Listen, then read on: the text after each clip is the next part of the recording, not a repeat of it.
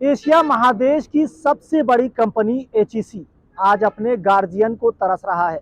यहाँ तक कि यहाँ के जो कारीगर है, यहाँ के जो कर्मचारी हैं, ये अपने बकाए वेतन की मांग को लेकर बड़ी लंबे समय से जूझ रहे हैं। हमारा दो ही डिमांड है आपका।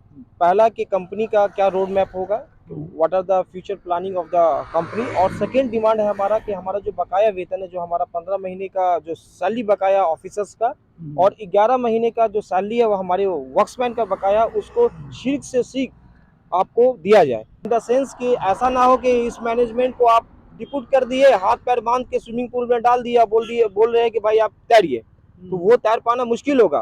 तो अगर इन डायरेक्टर्स के पास पोटेंशियल है तो इनके पोटेंशियल को समझते हुए इनको आपको हैंड देना पड़ेगा, हैंड आगे बढ़ाना पड़ेगा। आप हैंड गवर्नमेंट पहल करेगी तो ही आपका इस कंपनी का सर्वाइवल हो पाए। ऐसे में अगर इस तरह से हाल रहा तो इस हाल का जिम्मेवार कौन? इस हाल का जिम्मेवार तो सीधे सीधे यहाँ का उच्च प्रबंधन है, और यहाँ का उच्च प्रबंधन अगर जिम्मेदार है तो भारी उद्योग मंत्रालय और साथ ही साथ केंद्र सरकार भी जिम्मेदार है, क्योंकि सारे उच्च प्रबंधन को आपने बैठाया तो आप ही ने है। ये तो कंपनी आपकी है, हम लोग इस कंपनी को चलाते हैं, स्वामित्व तो आप ही की है ना कंपनी की। 100% स्टेक होल्डर जो है, share holder government of India है, राष्ट्रपति मालिक है इस कंपनी के, प्रधानमंत्री मालिक है। अब आते हैं बात हम लोग के जीवन यापन पर। हम लोग का जीवन यापन नहीं हो रहा है साहब, और कोई सुन भी नहीं रहा है। करीब 271 करोड़ रुपया और 120 करोड़ रुपया इस तरह करके 390-400 करोड़ रुपया के आसपास पिछले 2 फाइनेंशियल ईयर में आया है। ऐसा नहीं है कि पैसा नहीं आया। इसके बाद भी हमारा वेतन बकाया 15 महीने का है, कर्मचारियों का 11 महीने का है। आपने पीएफ में पैसा नहीं दिया, बैंक इंटरेस्ट टाइम पे पे नहीं कर पाए, बीजी इन कैश करवा दिए, हमारे सारे वर्क ऑर्डर्स कैंसिल होने के कगार पर आ गए, किसी तरह बचाया गया है।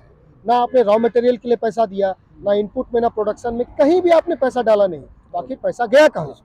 29 सितंबर को 1 करोड़ 23 या 24 लाख रुपया अप्रूव्ड भी हो गया है स्कूल फी के एम्प्लॉय के बच्चे को देने के लेकर के।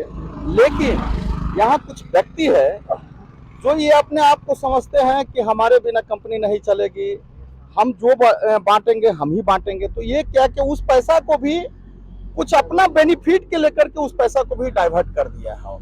सबसे पहले पेमेंट अगर हम लोग को अगर रेगुलर कर दें तो केंद्र सरकार के इसके लिए हम धन्यवाद देंगे, और माननीय सीतारमन जी को भी धन्यवाद देंगे कि अगर एचईसी का अगर एक थोड़ा सा अगर कहीं जगह मिल जाता।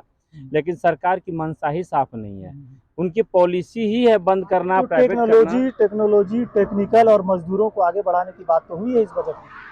बात हुई, अच्छी बात है, हम इसका स्वागत करेंगे। अगर आप सीएमडी दे देते तो आधा समस्या हमारा यहीं खत्म हो जाएगा।